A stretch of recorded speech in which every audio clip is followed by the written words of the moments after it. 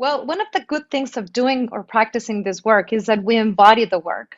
So it's something that they can relate to energetically, even if they don't get it. So at the beginning, it was about they feeling that we were authentic because we came into the prison with all these boxes of sandwiches and cokes and water and happy and smiling. And everybody was, like you said, like, oh, who are you? What are you bringing? But we're still doing the same thing. It's not like we get scared.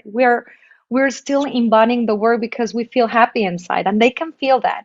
So one of the greatest challenges for me was how am I going to be able to relate to them if I come from the corporate world and my experiences with organizations.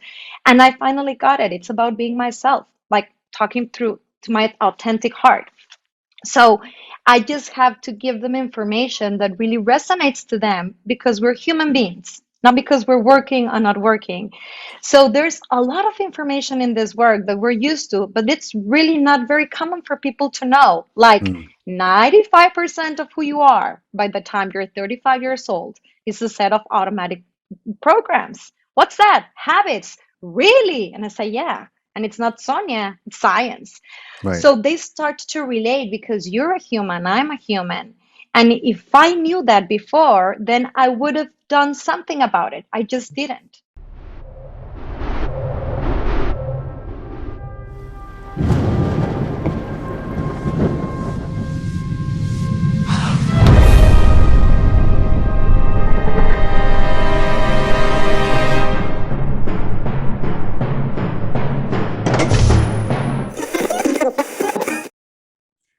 Welcome to Far Out with Faust. I'm Faust Chicho, and today I'm sitting here with Veronica Ontiveros and Sonia Pena Garcia.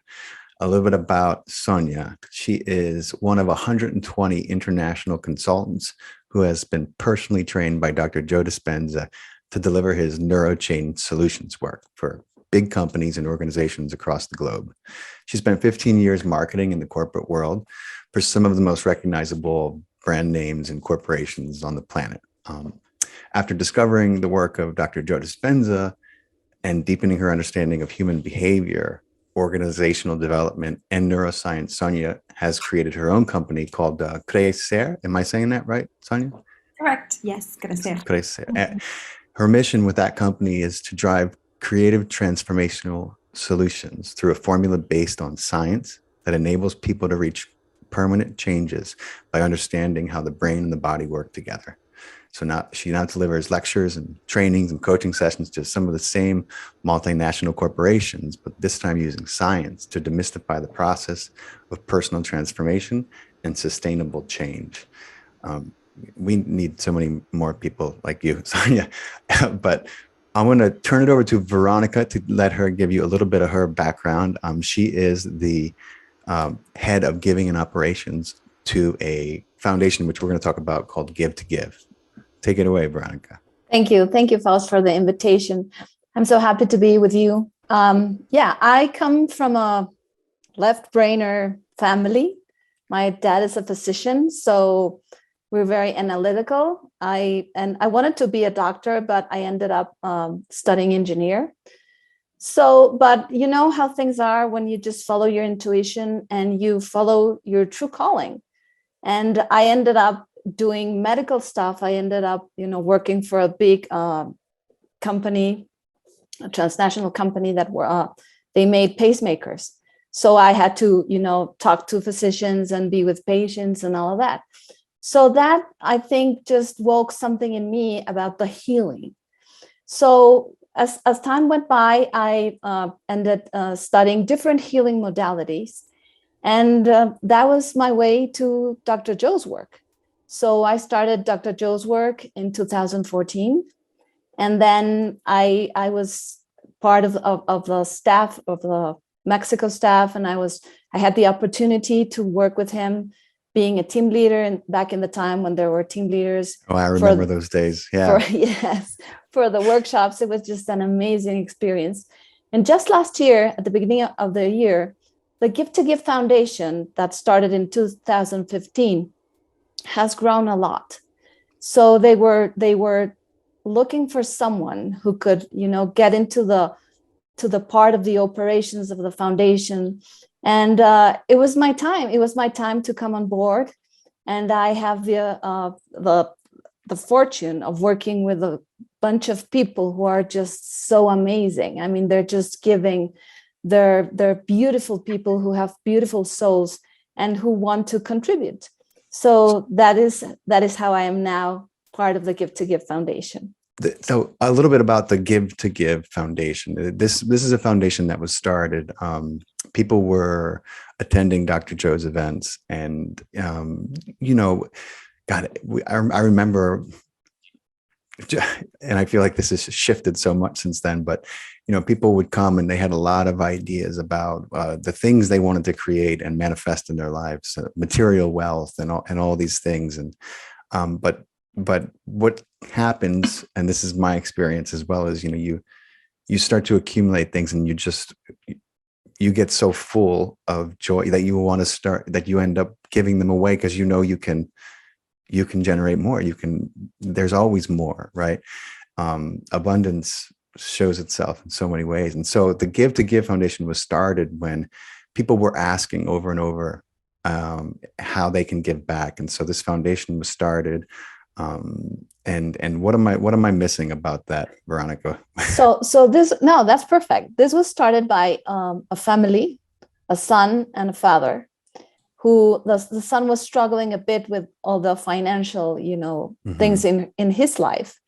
So after going to a Dr. Joe's workshop and doing the work and being, full into it, he just turned his life around. And he was so happy and he was so full that he said, I want to give back to this beautiful community. So he talked to Dr. Joe and he said, I have this idea. I want to give back to the community and we want to start a nonprofit. Yeah. So Dr. Joe said, I think this is just wonderful. So so Give to Give is an organization that it's separate from Dr. Joe Dispenza and Encephalon, his company. So they started the foundation, and people just came on board, with the guidance of Dr. Joe. And I think that they got the right people that they needed. So Give to Give is this foundation that was originated from the community of Dr. Joe's students. And what we do, we started giving people scholarships. That's how we started. We started raising money to help people who wanted to come to a workshop, right? But because of problems in their health, in their financial situation, they couldn't come. Right. So that's how we started. But now we have grown and our mission is bigger.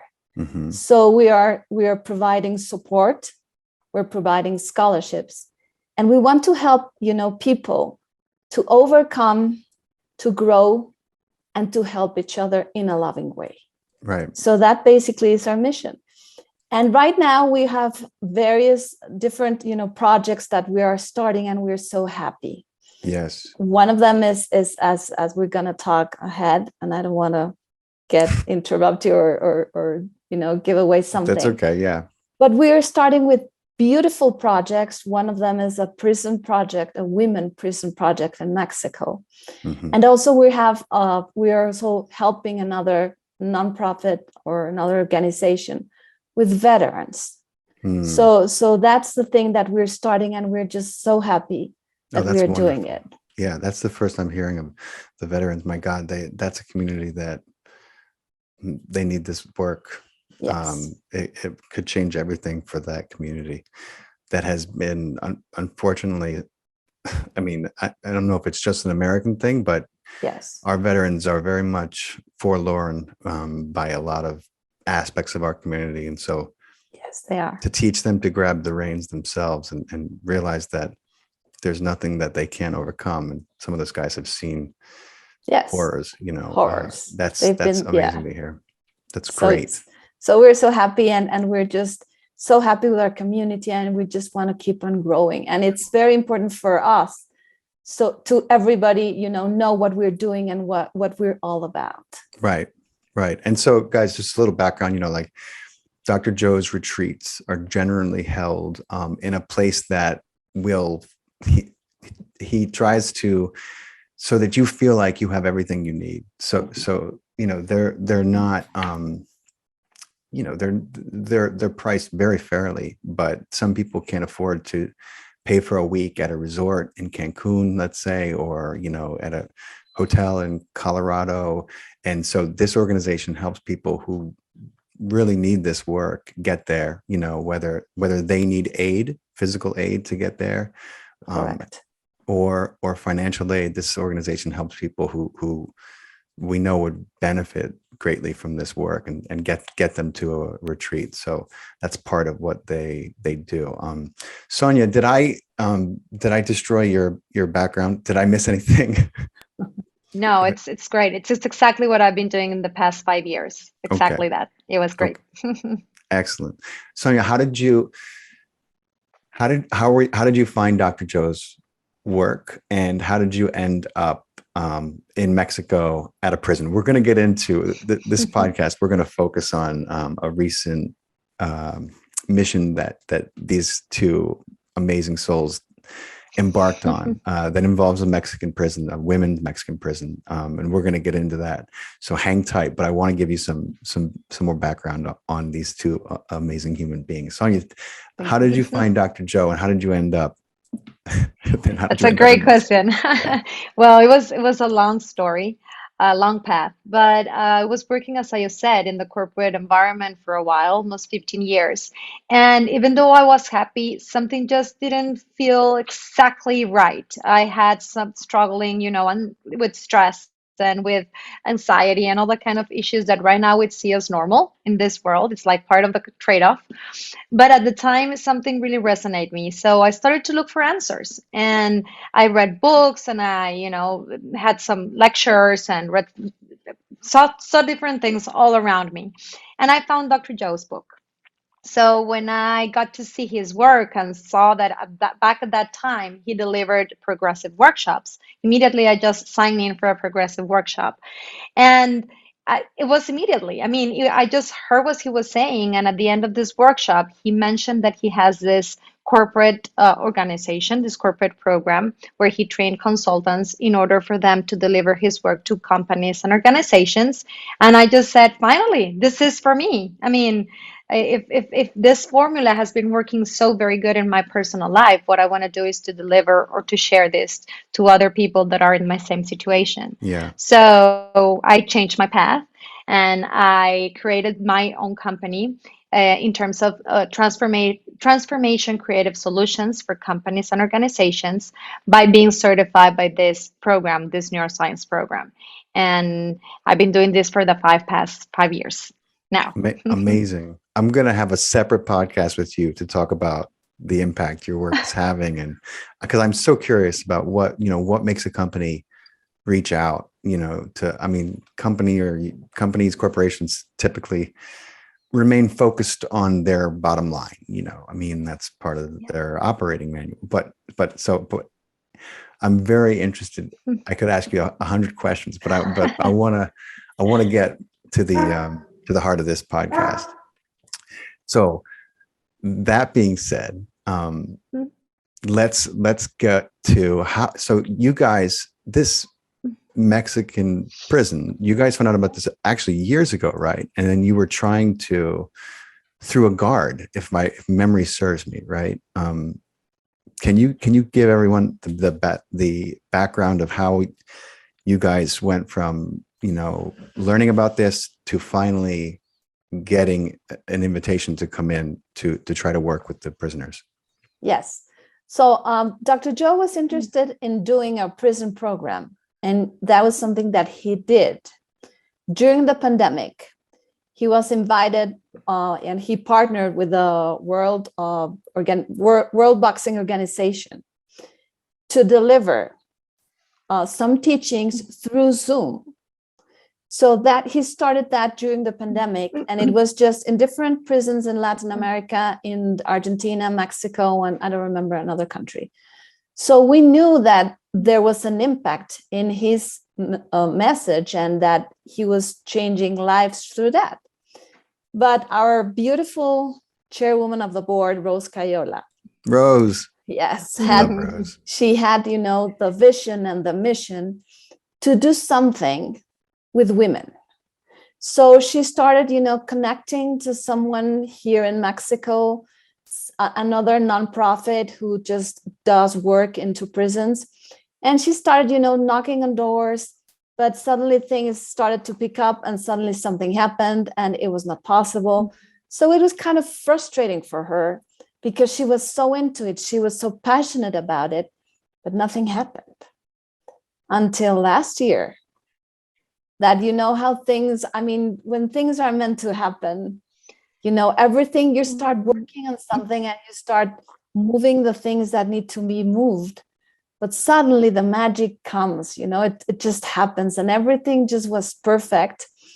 And there was a bunch of coincidences or synchronicities that happened that they just, opened the door for us. Right. I remember Rose saying that she just threw up her arms and said, well, what would Dr. Joe do? He would say, let it go and let it happen. Stop trying to figure out and correct, make it happen and allow it to be brought to you. And then sure enough, that's what she said happened. All of a sudden she got a call and, it was about this exact prison. A little bit about Rose. I've been attending events since 2017, and I met Rose and I don't probably half a dozen times and spoke with her. Just all we learned we were both from New York, and so turns out she literally works probably 50 feet from where I live. Yes, I know, and always has. I was like, that's so literally like 50 feet. And I was like, I probably walked by you every day for years, it's so funny. It's such a synchronicity. But so you guys finally got invited into this prison. And that's where the challenge really began for you. So I want you guys, Sonia, tell them about how you got involved. I know you got a call, right? And what did they say to you? Well, it was just synchronicity because we know that this program is for corporations. I mean, that's what it was developed for. But we knew that this work works for any kind of group organization. So all of nothing, I just received a WhatsApp text from a person in a retreat saying, "Hey, I just met this lady that's interested in taking this work to prisons, like Dr. Joe's work. And I know you, and you're in Mexico, and I know you're an NCS consultant. So should I give her your phone number?" And I say, "Okay, yeah." So she lives in Mexico. She immediately contacted me, and she's the kind of person that makes things happen. And she's really passionate about the work, so she really gets it. And I knew that Give to Give has already been working in this project for a while, like trying to go into these places and delivering this work. So I said, let's make this happen. How can we do this? And she just said, let's do it tomorrow. Like I have, like literally, like in 2 days, I have very good contacts there. I have been doing volunteer work for a year now. So at least in this specific prison, like just between you and me, we can make it happen. And then we can go big, it's like, let's make this small pilot. So I talked to Vero and she explained me like the whole story behind all this prison project. And I said, really? Like, let's make this Little happen. did you know, yeah. Yes. So yeah, everything was just ready. Like Rose said, like the soup was, getting ready, and everything was like the soup's ready now. It has been there for 2 years now. And we went there really 3 weeks after we spoke. It was really fast. Yeah. Wow.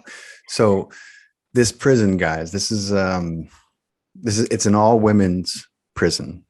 Is it outside of Mexico City or is it right in Mexico City? It's a little, it's outside. It's like 2-hour drive. It's a 2-hour drive from Mexico City. Almost. So can you guys relay some of the conditions that these women are living in every day, and try to paint a picture for our listeners so they understand what you guys were getting into? Yes. So I was contacted by Sonia. We have everything ready. I talked to Rose and I said, I can go. I mean, I can be with Sonia because she is the one delivering the information, but I want to be there. I want to, help her, be part of it, just be there, support her. So I was a little bit anxious. I was a little bit nervous because this is one of the most dangerous prisons in Mexico. It is very corrupt and is very dangerous. So, I mean, you can imagine just thinking about that, going there. It's something that you don't know how it's going to be. But of course, Give to Give has a mission, and I'm part of Give to Give, and we have a greater mission. So I said, let's do it. So here we are, early in the morning, driving, to the outsides of Mexico City. We got into this neighborhood where you could see the houses around, the prison. They just reflect the overwhelming poverty of the region. I mean, it's just something that just hits you because you see the conditions that people live around there.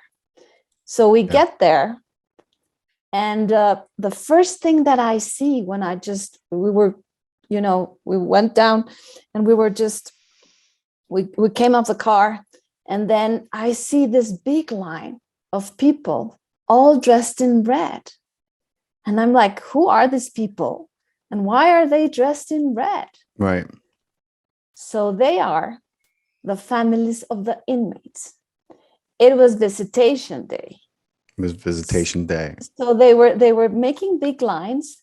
They were all dressed in red because they have very strict codes, for dressing codes. We had to, when we asked how we were supposed to dress, they said, you cannot wear blue, you cannot wear black, you cannot wear brown. So there were things that we have to, think about, and it's okay. So we were wearing jeans and a white t-shirt. Mm-hmm.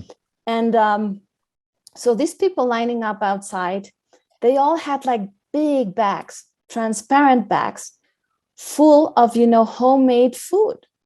Because the conditions inside the prison are so bad that they rely on their families to bring them food. Wow. And also one of the things that is very, it's something that you don't even think about, is they don't have running water in that prison. Wow. So can you imagine the basic needs of someone cannot be fulfilled because they don't have the conditions there. Right.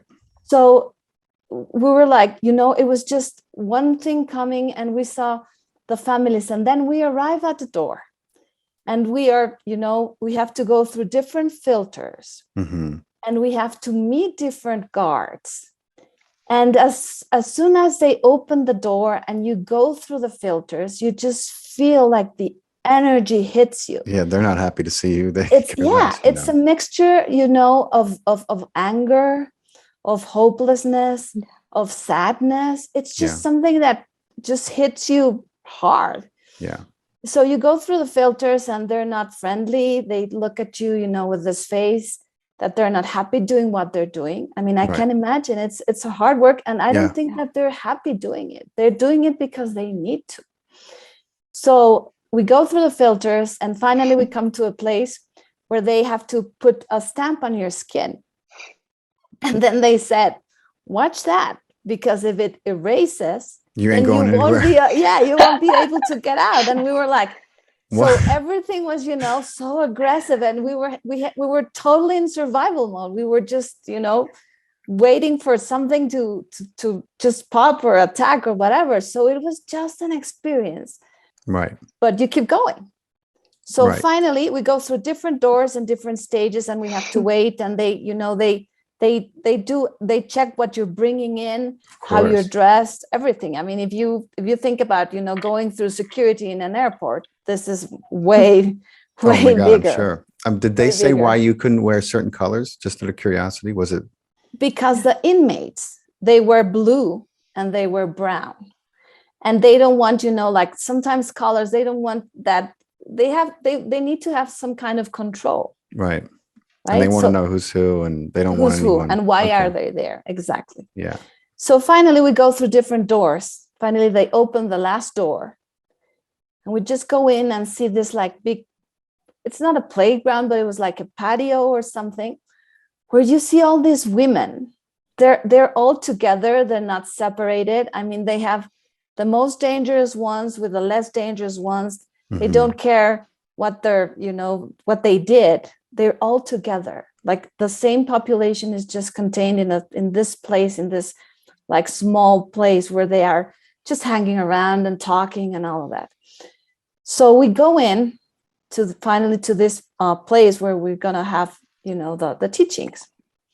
It's a small classroom with, broken benches, and it's just overcrowded with boxes filled with books and trash and deflated a side room that they kind of gave you guys, right?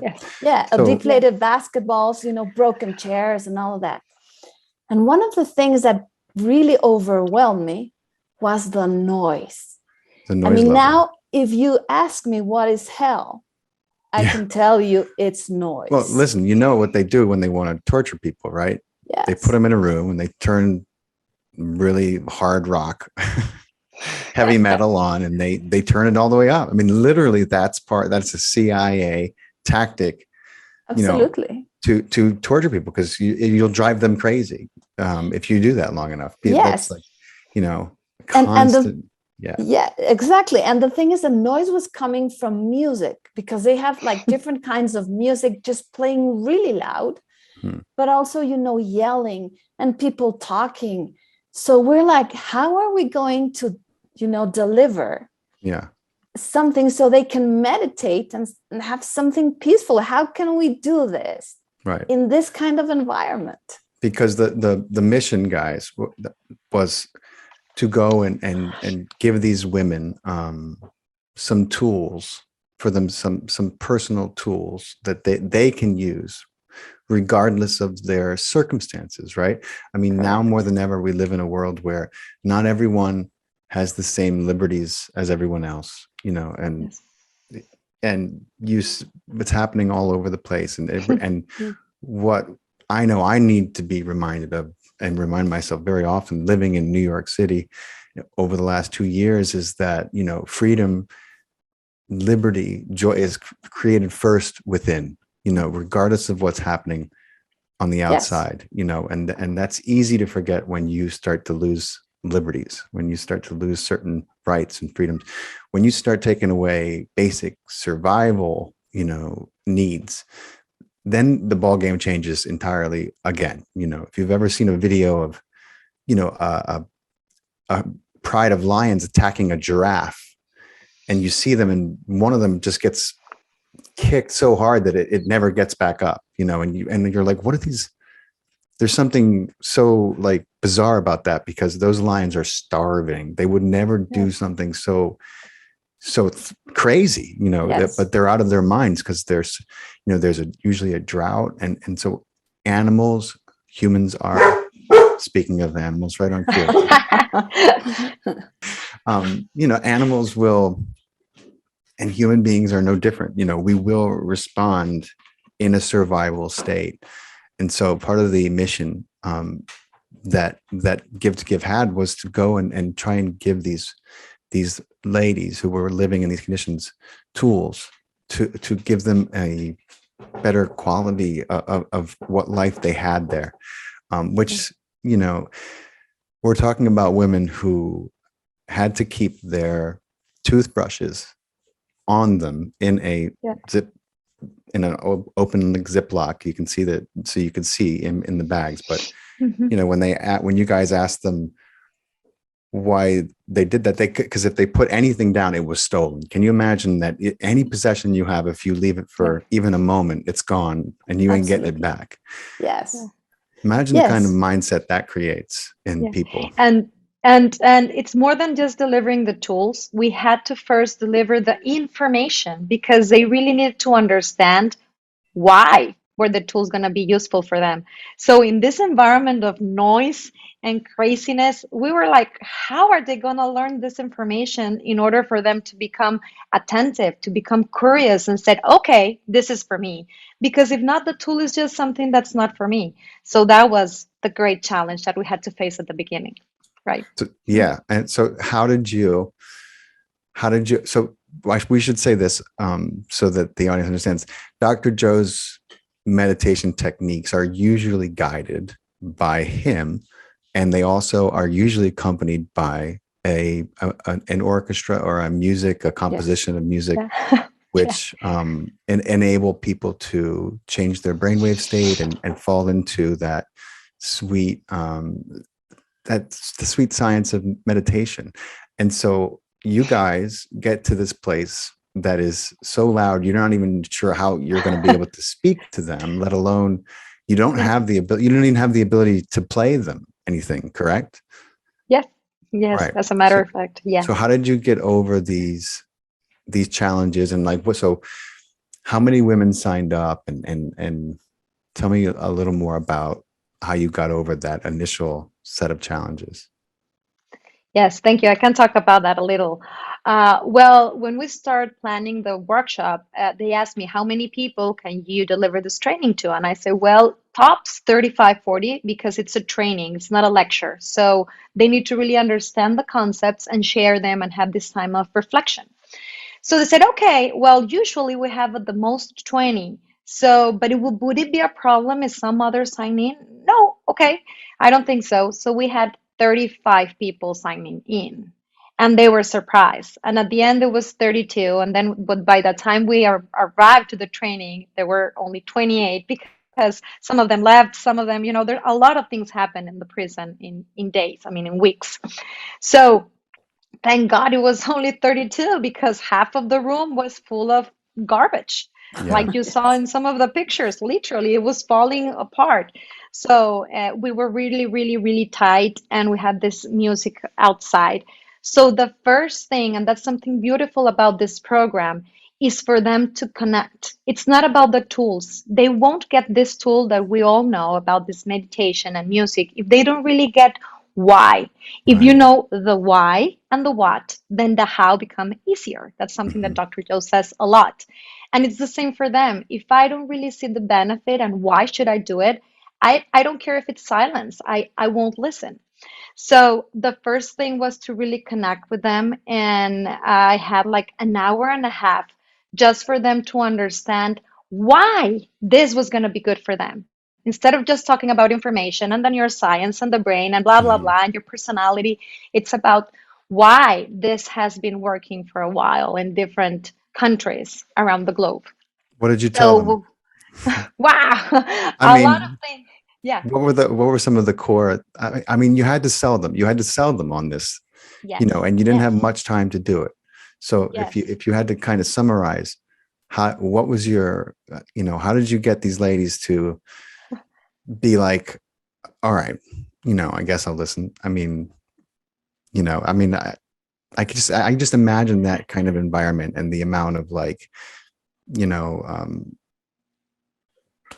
just the kind of ferocity that you're met with. I know, because of course, I've never felt like that. You're just like, why don't you take your little lesson and go yourself? It's like, I don't, you don't got nothing for me. You can't get me out of here. And that's all I want, So if you could summarize, what did you say to them?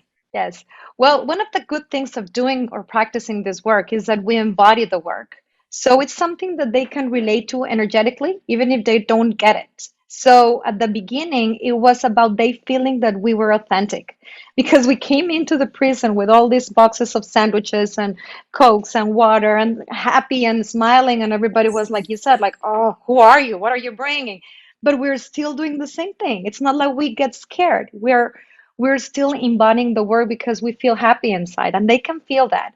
So one of the greatest challenges for me was, how am I going to be able to relate to them if I come from the corporate world and my experiences with organizations? And I finally got it. It's about being myself, like talking through to my authentic heart. So I just have to give them information that really resonates to them because we're human beings, not because we're working or not working. So there's a lot of information in this work that we're used to, but it's really not very common for people to know. Like Mm. 95% of who you are by the time you're 35 years old is a set of automatic programs. What's that? Habits. Really? And I say, yeah. And it's not Sonia, it's science. Right. So they start to relate because you're a human, I'm a human. And if I knew that before, then I would have done something about it. I just didn't. Right. So the conversation was about all these small data, facts that are about human beings that we have been using with groups, yes, corporations, but now you're this special group that's going to be the first one to test if this really works in any environment. Hmm. Because, right, 90% of the thoughts that we have from the 60 to 70,000 thoughts that we have per day are exactly the same as yesterday. And they all go, oh, it's true. Yeah. So It resonates, I'm it's, sure. Yeah. yes, yes. So the first hour was about them understanding not the science, but the facts of the human being, and they relate with me because I was talking from my heart. And kind of what they said is like, if you look happy, then this can help me be happy. And it's something that you cannot really say with words. They just felt that not only with me, like the whole group that we were there, we all did the work and we were all a representation of this work. So that really helped. And it, Sure. opened the door. And then I asked them, okay, so now that you know this, what what does the need to happen for you so that it's worth the time that you're going to spend in this training? And that's when they start saying, okay, so if you say this and it helped you like this, then I Right. would like this. And it was a completely different audience after 1 hour and a half. We could see their transformation, but they will still like, okay, but I'm not sure if I'm going to believe. I'm just open, Yeah. I and guess I'll and listen. then Yeah. started, yes, I guess I'll listen. So yeah, it was incredible to see that all of the challenges that we face in the environment, they face it the double or Oh, triple, yeah. and they're used to it. So, for example, they were sitting in a very uncomfortable wood chair, very close to each other, Hmm. where very, very warm environment and the noise and everything. And every time I said, okay, just stand up and go for a 10-minute break, they didn't. They Yeah. just they were just so into the information, they were just getting it, and they are so used to discomfort that they Mm. didn't care. I don't need to stand up. Hmm. Why? Because I usually sleep with 15 people in the floor all together in a cell. So what if I have to sit for 6 hours? Right. So that was really the first kind of things that they start sharing that really opened my heart. It's like we're really facing a different kind of environment Yeah. here. It's like some of them need to sleep standing up with ropes to the door in order for them not to fall because there's no space for them to sleep. Wow. Yeah. I'm sure on any So given night, it's like whether you're going to get a space or not depends on, where you're at and when it's time to go to yes. bed and who you're with. And I mean, imagine. And then if not, you're literally going to try it and sleep standing up. How is your day going to be the next day if you got to do that Yeah. one day? Those of us who we get, some of us don't get our 7 hours, and the next day is we just write it off. Like, I'm going to be miserable all day tomorrow. I didn't get in. Imagine having to sleep standing up. Just what conditions? It's incredible. Yeah. Yeah, yeah. So after a while, I mean, we even forgot about the noise because the energy, you can just feel that they were shifting because they were so into the present moment. They didn't even know about the present moment at the time or about the tools. And they were so into it that we could not even hear what was going outside or the uncomfort of the weather or of the chair or whatever. These people live in survival mode 24 hours. So they can just stand uncomfort if they're getting something from it really, really well. Yeah. Yeah. Good And good well, examples for all of us. I mean, talk about putting where you put your attention is where you put your energy. I mean, if you guys, you got them listening and everyone forgot about the noise, forgot about, it was just an exchange. It was a communion that was happening, and yeah, all I can just imagine the amount of focus on you guys once you had their attention. So once you had their attention, what did you how did you start to get them to consider this? I think You know what?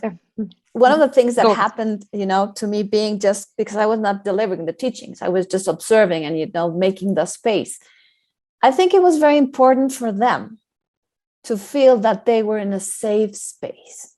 I mean, that little classroom became something, I can even say, even sacred, because they started, opening and, nodding their heads and relating to what she was saying.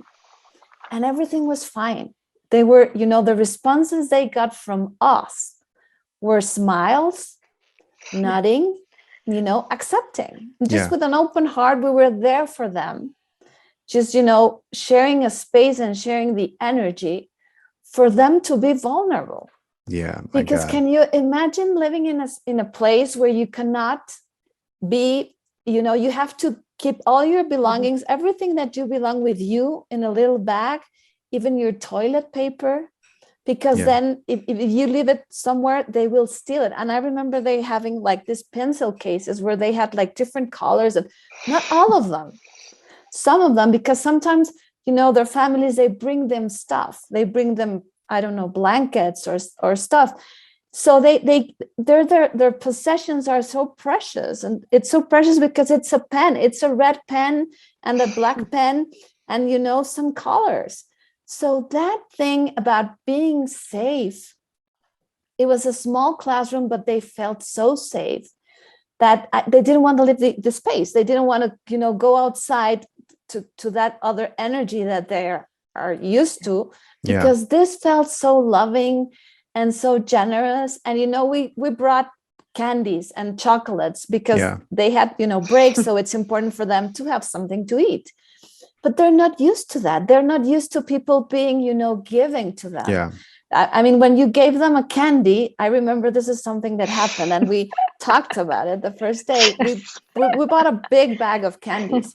So we were giving them out during the breaks and something. And then at the end of the day, it was almost the end of the day, one of them took the bag.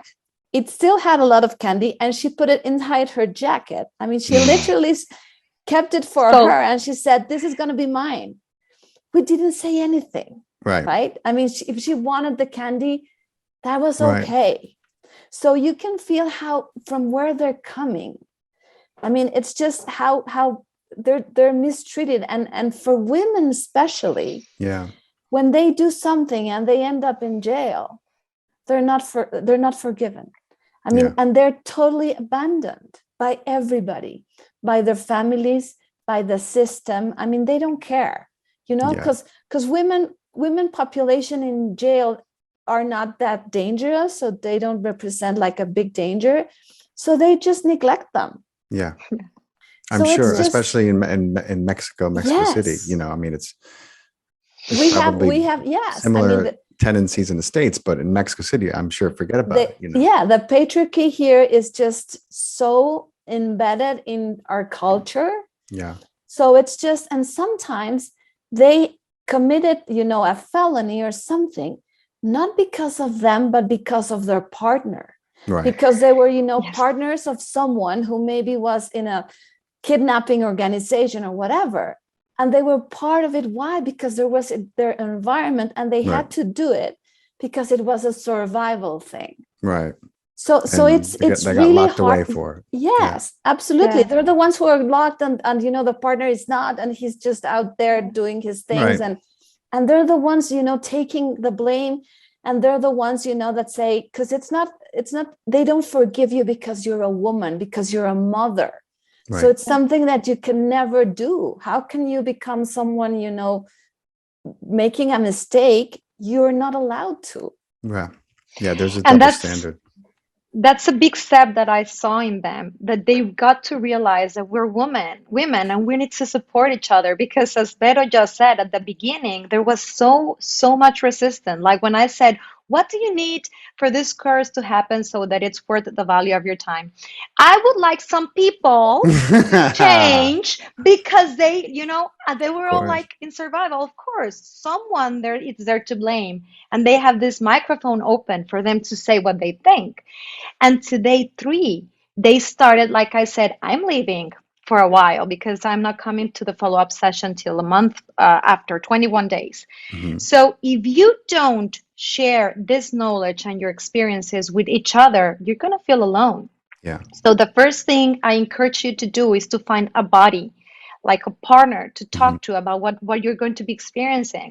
And it was beautiful to see all of them with their eyes just I'm with you, Yeah. or hugging. And it's like, it's now they feel they're a community. And Right. they even stand up, one of them, and said, we need to watch out for us because we're women. And we That's now right. realize that we are one. It's like one mind, one heart. You Right. can see that transformation in 3 days because they get it. They're just so much in survival that That's they it. can't That's the only create. thing that would keep a Yeah. large group of women from coming together in a natural way, would be this Yes. constant survival mode, being endorsed by the environment. I mean, women long before men, I think, have an instinct to like, what are we doing? We should be working together. Guys Yeah. get caught up in You competition. know? It takes us longer to realize that we could be doing things a lot easier, but my God, I can't imagine the conditions that would have kept all these women who only have each other in this Yeah. space to realize that they can be there for each other. So already I think what a feat that you accomplished, the fact that you've got them looking at each other now with a totally different perspective and a totally different idea of what they're seeing, what they're looking for. So what Well, happened? and as a matter of fact, this lady, just wanted to say, there's a lady that stole the candy and that was sitting at the back all the time, angry. The third day, she just came to me crying, and she said, I haven't laughed in years. I didn't remember what smile meant. And now that I'm smiling, I just keep feeling that I need to do things different. It's not that she really accepted that she stole, but she Right, kind of told me like, oh, and I did that at the beginning. And it was because she was angry with them, with the women. Now right. she wasn't. And she could smile. She hadn't been able to smile for years. Imagine that. She was crying to see her face. And it was, wow, it's overwhelming. And just in that specific moment, a lady came passed by and said, oh, you have a beautiful smile. So she Oh just my started God. crying. And I was crying too, like, wow, they're just realizing who they really are. That's like the key point. Right. Mhm. Being reminded. So incredible. So you've got their attention. They're looking out at their environment in a different way and seeing resources instead of enemies, competitors, threats, probably mortal for some of them. I'm sure it's not so uncommon for someone to end up, pretty badly hurt in this kind of a prison. In I mean, look, you could say whatever you want about women have every bit of masculine tendencies as a man has a women, a feminine tendency. All that stuff is in all of us. And so, to think that somehow these women would be less dangerous than men in these conditions, that's just naive. It's crazy. There's human beings will be human beings. So I imagine that just creating this space, I mean, I'm sure they would have felt differently had you even just left after that, but so tell me about what happened once you got them into the lesson. Yeah. What were they asked to think about, and how did you get them into this Yeah. space now with this information? Well, that's something really important that you mentioned before. How did they got this information? We know this information, and it takes a while because it's new, Hmm. and you need to really create a new neurological hardware in order for you to understand the information and then go to the experience and accept it. So I was thinking, what's the best way for me to share this information in an easy way? And I was so surprised because they're so wise. I had a lot more struggles with different companies and organizations that have high levels of, education and information for them to understand these concepts than them. These ladies just immediately got it. But Wow. it's not about getting the concept, it's about translating the concept to their own life. Like we were in model one, it's 5 model training. And in model one, they need to understand that their personality creates their personal reality. So, out of nothing, one of them just raised her hand and said, "Wow, I just got it. It's not about having freedom outside. Freedom, it's a feeling, it's a state of mind. So, if I think and feel that I'm free, then I'm free here Right. inside." And I was blown away because that was one of the key questions that I have practiced so much to answer. Mm, If they ask me, "Oh, all possibilities are available for me, so can I go out?" What or how can I explain that possibility to them? I didn't have right. to. They Wow. got it from the beginning. And it was the same way for every model. Each time that we go into a new concept, they just boom, and they realize how to take this to the next level with their own environments and in their own life. So I was amazed by that. Yeah. And this training, it's supposed to be delivered with information, and then they have to go within to try to understand how this information has been helpful for them for the future. That's how it goes. It's the video, the information, and then an exercise, and they start talking. So they start having so many breakthroughs that by the end of day one of the ladies came to me crying and say, "Please, could you just make this information available for my 2 sons that are outside by Wow. themselves? My husband died. All of my family is dead now. I just want them to know about this work because I have wanted to commit suicide 3 times. Wow. And I just can't imagine how they might be without me. So can you just make this information available for them?" They were getting it. They were getting it from Yeah. day one. And it just started getting better and better and better. I just can go on with a lot of examples of how this transformation, whenever one of them raised their hand and said, "Boom, I just got this," all of the rest were like, "Oh, yes," Wow. instead of being angry against each other. It was beautiful. That's amazing. Can you And give can you give me a few examples that really stuck with you that you really wow, remember? wow. I'm gonna interrupt here, Go and for it. Yes, because yes. I wanna tell something about just watching the transformation, because I was just an observer. I was just, she was so Mm. into it. She was, I mean, it was such a privilege to see her, doing what she does, because Sonia is just, she's a rock star. I mean, she connected with these women heart to heart, and they were enjoying every bit of it. I mean, they were just so happy to see us. The next morning, that when we arrived the second day, it was a little bit, it was late because we had to go through some things that happened during that, the checking points that we had to go through. Checkpoints. Yeah. Yeah, so it was we were late. But when they saw us coming in, they were like so happy, because they are so used to, being let down.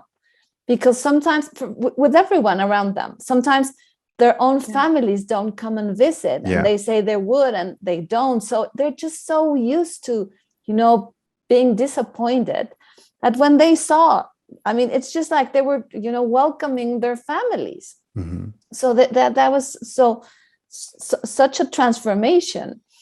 And one of the things that just, I mean, touched me deeply was, after everything that happened, there was this woman who realized that she was raised by monsters, Mm. and that she became a monster with her own kids. But then she remembered who she really was. And she said, "I don't have to be a monster. I mean, that happened to me. I lost my innocence. I don't know when. Right. But and when someone realizes that they're human, and that there's good in them, and that maybe circumstances made them into a monster, but that now they have the choice to be someone different." I mean, that That's was right. just so powerful. That's that. And just to go on the story before you go on, just I want to remember something. This lady, her first breakthrough, the first day, was that she forgave her daughter Hmm, because she had been abusing for her sexually for a while. So she finally put her into jail. And she hated her daughter because of that. So her first breakthrough was just forgiving her daughter. So she hasn't even realized what really happened. right. By the time that she said what Vero just mentioned, she opened her heart to start crying and she said, I haven't cried in years. I don't know what this is. And I just figure out this other stuff.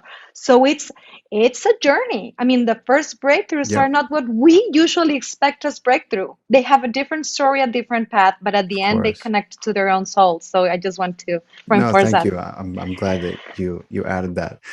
Um, it's it's one step at a time, and I feel like if you take this healing journey, then you understand that that's kind of that's usually the lay of the land. That's usually the path that is taken. The first place that we look is it must have been out there, even when maybe it wasn't so obviously out there.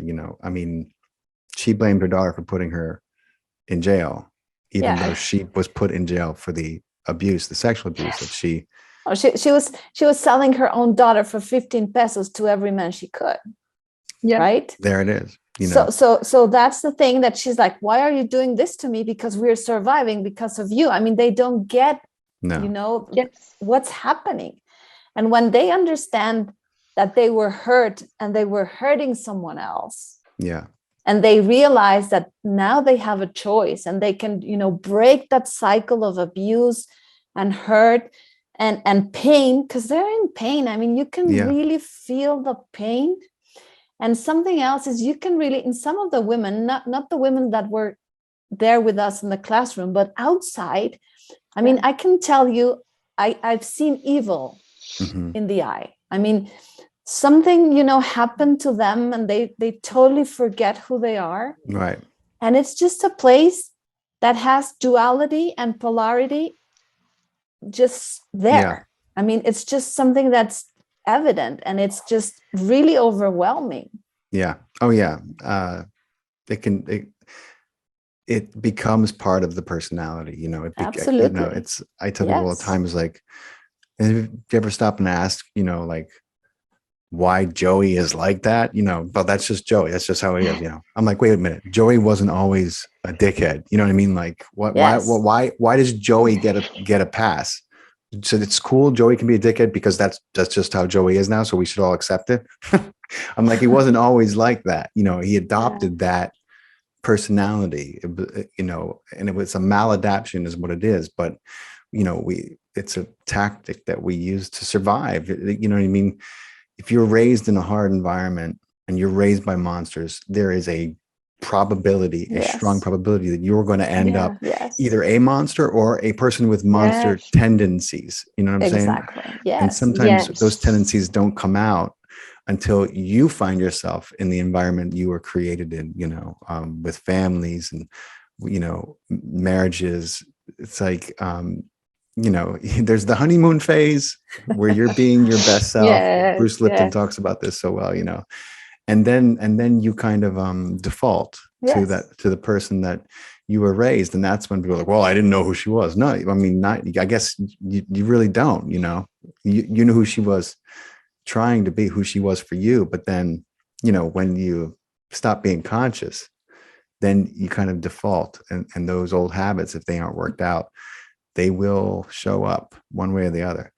But listen, I just want to say this. The reason I found Dr. Joe's work is because I was struggling with a lot of trauma. And the biggest psychological consequence of all that trauma was I was unable to allow myself to be vulnerable. And it was a conditioned response and a direct response to a lot of abuse, every kind of abuse, not sexual, but a lot of physical and emotional and every other kind. And so I had this reflexive physiological thing that happened to me whenever I would feel vulnerable. It was, I mean, it was almost like Iron Man, when Iron Man just, when he knows he needs the armor, it just goes, burp, burp, burp, it just shows You're up for him. He close. doesn't have to think, Yes.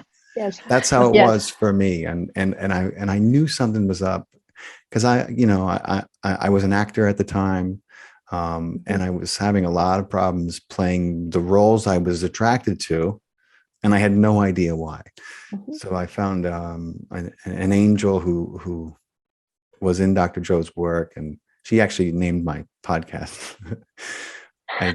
That's a different story, but she got me into Dr. Joe's work, and through his the reprogramming that I had to do was really a physiological as well as an emotional reprogramming. And it's tough when it's the combo, when it becomes so unconscious that you don't even, and I didn't even know why it was there. I had to figure out what was going on. And, but I can relate to these ladies, in a very visceral way, because you just, you don't realize what you've lost, until you're reminded of it, Exactly. and you start to have those feelings again, and you're like, my God, I haven't felt like this or been able to physically express this feeling in years. Exactly. And she even said that, and it's for so common for us, we take it for granted, but she said, I've never said I love you to my children. Now I call them and I say I love you, and I feel so overwhelmed when they say I love you too, mommy, and they didn't say that before. It's like she've never heard that they love her because she hasn't been able to give love. And she said, so I finally realized that money is important, but it's not happiness. And there are things that happiness, cannot be bought.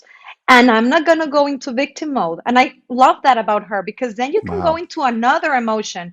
She said, I did that. It's done. Now I'm not going to blame myself. I'm going to be the best mother I can ever be from the place that I am. And they're so wise, extremely powerful. They really got it, and the divine was in them, and they just connect with the divine, and it was something else that we could have not predicted. It's like something magical happened, really, because at the beginning, I must say, I wasn't scared about going into prison. We've talked about that a lot, because all of the other people, like my husband even came with us to help us with whatever, like logistics or whatever. And then he said to me, I was really afraid of you going there. Like, say, I wasn't. But the only thing that really I was afraid of is not being able to really help them and just open their emotions. And what are they going to do with them if I'm just going to be with them for 3 days? And I find out that this information, gets into their heart, and they know what to do because they know the why and the what. So the what and the why. So the how becomes easy for them. And I don't need to be there in person, because now they're doing the work. And doing the work, they can go into these conclusions, because this conclusion was 20 days after the training. 20 days later. 20 days later, when she said, but I'm not going to go there. I'm not going to go into victim mode. I'm not going to blame myself. This is what it is. Wow. Like she is a real hero. She is our teacher. Like really, like Dr. Joe says a lot, like they are the heroes that we should be like speaking to. She's one of them. We love her. That's amazing.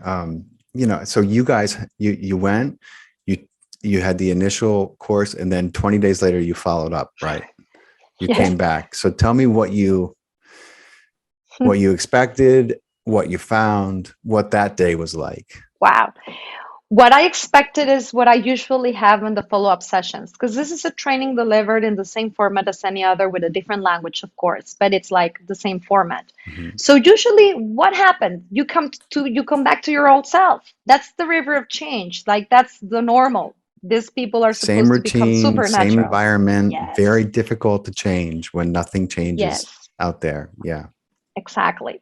Now, one of the key points in order for you not to go back is to practice your meditation, which is one of the 4 important tools that we teach, the most important, the last one. And usually we have this meditation in our phone. Like it's very simple, just go click and there you go. It's just a matter of will of doing it, you have right? Headphones, you can go and find a spot, you could just use the technology and bam, you're in. But they don't have this.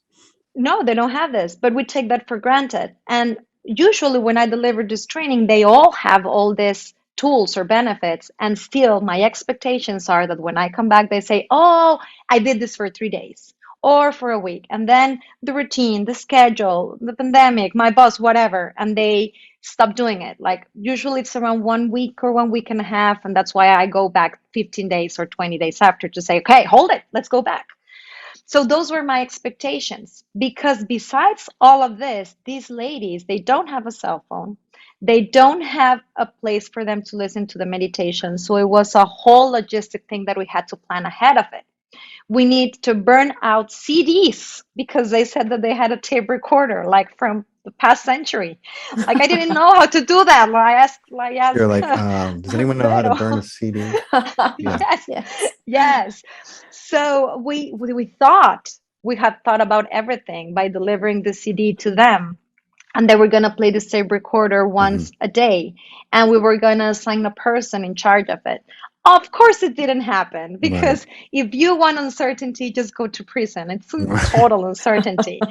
And I couldn't know because every time I wanted to know about them, I couldn't. Nobody has been there in the Right. 15 days, 20 days that I was away. So when we just arrived, all of them, remember, Vero, they just saw us and they came in running and hugging us. You came Oh back, you my came God. back. Yeah. And they said, and I said, you didn't know? No, we didn't know you were coming. Oh, they didn't Really? know Like you were this coming back? was No. Oh no. my God. So you're not expecting us? No. The place was full of families. It was visitation day, and they didn't tell us. So of course they were not expecting us. We couldn't deliver this follow-up session. But on those talks, I could sense that one of them said, "Oh, can you please talk to someone? We Mm. haven't been able to hear to the audios. The audios. Nobody." Has been able to find the CD or the Wow. tape recorder or whatever. And I say, okay, this is what I'm facing. So my expectations were even bigger. Now they haven't even listened to the audio. Wow. So I thought I was facing this group that was back into normal, like back into their old selves. Right. And the first thing I said when I was in the group, we finally did it 2 hours later and after a lot of movement, but we did it. We could make this session go on. I ask, okay, so who has been doing their meditations these past 2 weeks? Everybody raised their hand. And I say, Wow. come on, guys, I Really? know they already told me you haven't been able to play the audio. Oh, no, the audio. No, that's something different. You taught us that meditation was something else. We have been doing it in silence. Wow. What? What? It's yes, like we couldn't do that. We tried for 2 or 3 days and then we start like practicing the breath, a regular breath, just inhale Wow. five and exhale because that's the breath that we usually teach. Hmm. Just coming aware of where they are. And I say, wow, how long? 5 minutes? No, 10, 20, sometimes 30. We just Wow. go in silence. So, wow, what did I expect was completely different of what I received. And they were completely different. People that were sitting in the back, they were all in the front. One of them didn't spoke one single word the whole training. She was always with this face at the back. But when Hmm. she meditated, you could see her face. So I knew something was going on. In the follow-up session, she was in the front row, participating all the time. Wow. I didn't even know what her voice sounded like. And I just keep watching her and I said, did something happen to you? Hmm. And she's, oh yeah, so proud, so empowered. And she said, you know what? After 15 years, 15 of not sleeping, not even 1 whole hour, and I'm taking lots of meds for this past 15 years. Finally, I got to sleep at least 4 hours. Finally, like Wow. crying. She said, you might have thought that I didn't like the training, but it's because I feel so dumb that I cannot, well, she used even the word stupid, Hmm. that I cannot even have one sentence, say a sentence out loud, because my brain is Yeah. like, If you don't sleep for it, that long, it's yeah. probably exactly what you feel like. Yeah. Yes. So the last phrase, listen to this. I was already like, wow, overwhelmed with that. And she said, so now everything that I said that I want in my life, I'm gonna get it. I'm gonna go for it. Because if I could sleep. anything is possible. It's like she was, wow, wow, like really, these people are amazing. These women are amazing. Amazing. They are just committed, and they were all in their new self. Two of them were not longer in the session because they were out. Wow. They were free. I That was guess they got what they amazing. wanted. That was a surprise. That was a surprise Yeah. for us. And they told us in the prison that during the time that we were not there, I mean, from the time that we ended the teachings and we came back for the follow-up, two of them were released, and it said it's a very short time, and that has never happened before, you know. Wow. And especially for this group. So something, I mean, Nelson something Mandela is happened. shaking his head. Yeah, absolutely. Things were, you know, were changed. We're changed, and we were, and they saw that, you know, in the 3D reality, that something happened inside of them that changed everything around them, even if they were in the same environment with the same chaos and everything, you know, and the survival things, they change. Yeah. Why don't we do this? I'm going to share my screen, and I'm going to play a little so that our audience, those people who are watching on YouTube, can see exactly who we're talking about, where we're talking about, and everything.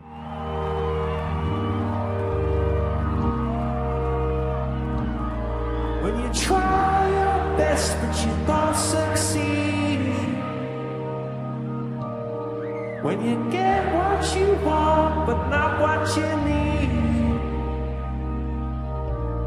when you feel so tired but you can't sleep, stuck in reverse,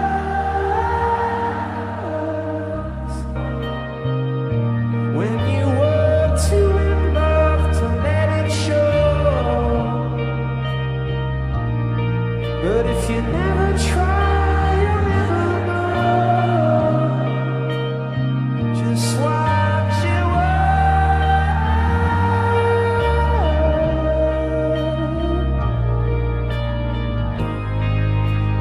Lights will guide you home and ignite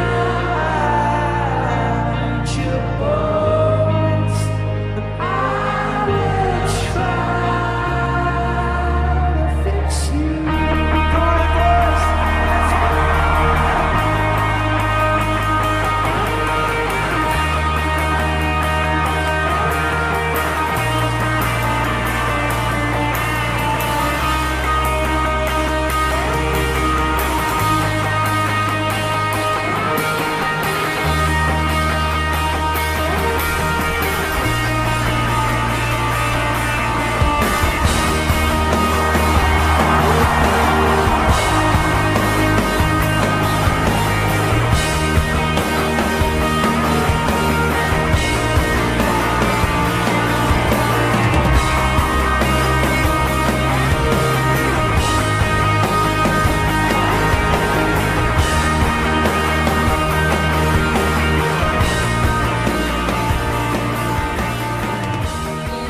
Estas lágrimas que tengo son de felicidad, porque en mi vida había pensado que hubiera un tipo de curso como este, para que tu mente cambie a ser fuerte, más poderosa, y decir sí puedo cambiar, si en algún momento dejé de pensar en vivir, quiero vivir.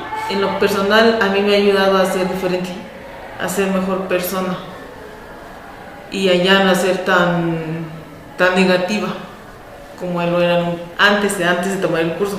Claro. Porque a pesar de que era movida y trabajadora, ahora me gusta ser más, pero ser más cordial. Okay. Y ser más, yo pensé como que feliz y contagiar esa energía positiva a la gente. Okay. Para que la gente sea mejor cada día también. Perfecto. Lights will guide you home and ignite your bones. I will try to fix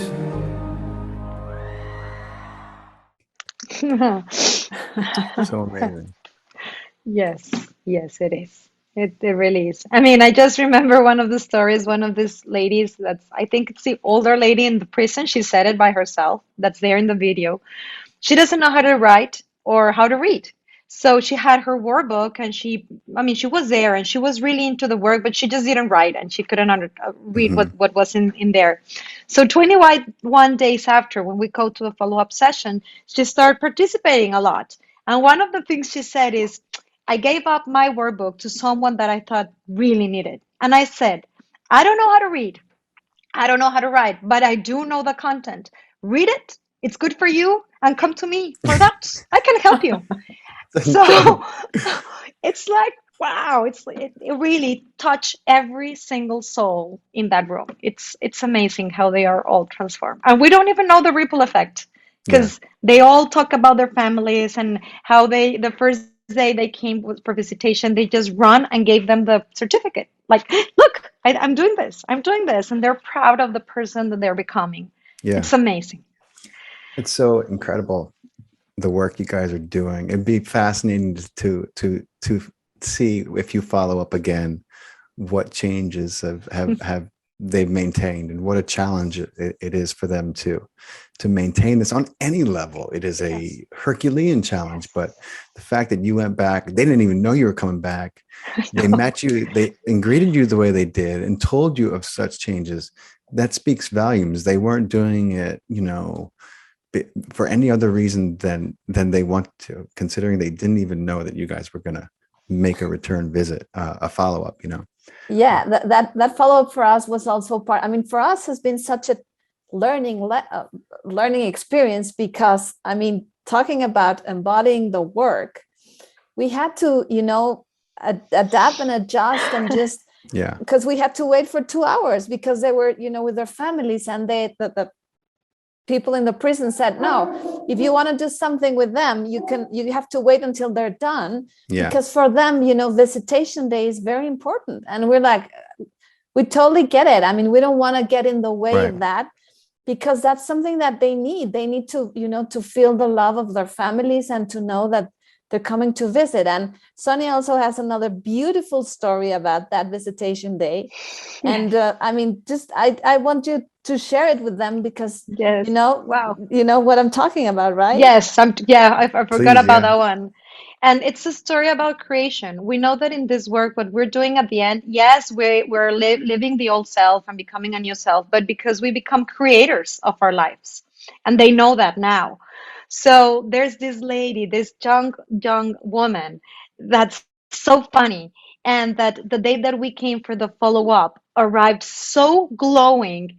She just had makeup all around her. She really did like an excellent work with her face. She felt so proud of her being all fixed up. And she said, I think I have changed and I want to share my story. And I say, go on. And she said, well, today is visitation day. So I woke up and I said, I'm going to fix up myself. I want to look pretty. So her friend in cell said, so what? Your family is coming finally to visit you? And she said, no, my family hasn't come in a while, but I don't care anymore. I'm going to do this because of me. I want to feel pretty for me. So she started doing all this, and she said, "With that attitude, you're not getting anywhere." So she's now a Wow. teacher, you know. Yeah. So after a while, somebody knocks at her cell and said, "Come on, come here." So she said, "Oh, somebody came to visit." And when I came back, it was you. It was me. I mean, Sonia. She was telling, so it was you.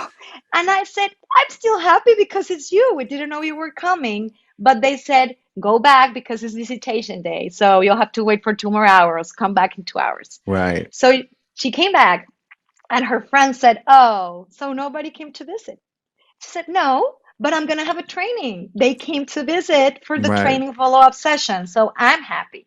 So finally they came and knocked her cell again. And she said, okay, I'm going to my training. And she was coming to me. She thought she was coming to me to the classroom. And her mother was there. Her Wow. mother, her mother came to visit. Like she hasn't been there for a while. And she didn't expect it. It's this unknown. And she And dressed up. She and did she her dressed, makeup. Yeah, she's yeah, beautiful. Yeah, she looked like shining, glowing. And when her mom came, she just said, "Mom, I'm doing this. Please tell this to my kids. I'm different. Look." And she just started talking about everything she has done. And I said, hold it there. Have you realized that you created her to come? It's Right. not it's not out of nothing. Like you just surrender and you're living your life and things will come to you. That's So right. it was amazing. They don't even know how powerful they are. Maybe they will know next week because we're coming back next week to a second follow-up session. Yes. Oh, wow. Okay, cool. That's Yeah. awesome. Yes, it's the last one, and yeah, we're gonna share with them everything that they have created because we're coming with a lot of new stuff and news for Yeah. them, and they did that. They did that by themselves by meditating. Well, you make sure that you tell them that they're touching a lot of people's lives. They don't even know it, You don't but even. their story and what they're going through and their willingness to change and to take a look at themselves is having a ripple effect on the world, on lots of other people. So please make sure not to forget to share that with them, that they're moving people, and not just a few people, but a lot of people. And I'm sure they will continue to. That might be very interesting for them to consider because it's true. Yeah, yeah. Yeah, Well, but they now even say, and you know now what? People are asking us, what happened to you? What are you doing there? And I just feel proud to be the example because now when somebody do like this, I want to fight back, but I stop, stop. breathe, Yeah. and do something different. And they say, you're weird. And they feel proud of it. So that's the real change. They're doing that even inside because people Yeah. are can tell what they're doing and they are just, behaving differently, thinking Yeah. differently, feeling differently. We're taught that seeing is believing, and unfortunately, that's pretty much the opposite of our inherent creative powers, because believing is every bit as powerful as seeing, and in fact one leads to the other. Yeah. Seeing is believing is such a limited thing that we tell our young people, and we kind of turn them into doubting materialists. But when you realize just how interconnected everything that you think and feel is with what shows up in your reality, when you truly realize the profundity of that, you begin to realize that believing is seeing. And you believe something for so long, and you will see it. You will see it show up in your life one way or the other. It may not show up exactly how you imagine, but there it will be. And I know that. And hearing you guys and spending this time with you just makes me think of this one very famous quote. If you've ever read Neil Donald Walsh, Conversations with God, Yeah. I think Neil is very typically complaining to God about his Yeah. life and his relationships. And Neil's Yeah. kind of famous for his previous 6 failed marriages, not failed, but marriages that didn't work out. Yes. And he said something to God, and God's reply was, "I have sent you nothing but angels." And when I hear your story and I think of you guys and those women, all I can think about is I have sent you nothing but angels, because you guys are truly angels. And I am so grateful for your time and for sharing this story. I think it's so important, and I think it's a perfect time to deliver it. And I'm so grateful that you guys took the time to come on. And thank Rose, if Rose, if you're listening, thank you so much. Appreciate her coordinating this. And if Dr. Joe happens to listen to this, love you, Doc. Thanks so much. And yeah, you guys, listen, good luck with I can't wait to hear about it. And Sonia, I'm going to reach out to you because I want to talk to you more about, your experience bringing this work to corporate, I want to say America, but you're not even global corporate world. Yeah, Global. the corporate world. Sure. Yes. Yeah. Thank you so much, guys. I appreciate it. Thank you so much. I'll keep you posted on when this is going to premiere and all that. And if we need anything or we have any ideas, we'll reach out to you guys. Thank you so much Thank for the you. invitation, for the opportunity for us to deliver this message. I mean, this experience that we have had has also changed us. I mean, I just want to keep, going. I just want to keep witnessing this beautiful transformation, and just remembering that when we have a mission, everything, falls into place, and we're just doing it. And we're also representing our community, Dr. Joe's community. Mhm. And I mean, I cannot say it enough times. He's just a genius. When you see his information and how he has, put everything together, and the effect that he has in these women who have been, forgotten by everyone, who have been hurt, abused, Mhm. mistreated, abandoned, and the changes that you see in them that are so dramatic. And so, I mean, they're truly our Yeah. inspiration, to keep on going and to keep, because there's hope. I mean, there's hope. And when Always. you remember that you have that light inside of you, and that being human is just about remembering who you truly are, is just amazing. And we are very thankful to our community, because of course they are the ones who give to the Give to Give Mhm. Foundation. And we are so happy that we are able to give back to the Right. community.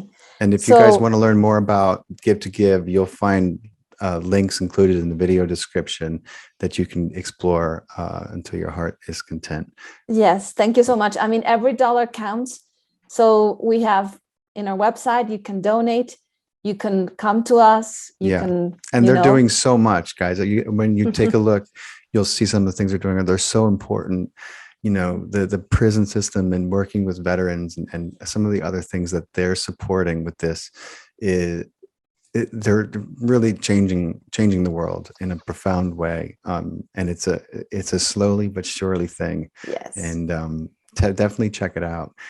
And the other thing I wanted to say, you reminded me when you said the word hope. There's this misconception that people have about hope, and somehow it being, there's these expressions like hope is a beggar and don't hope, no.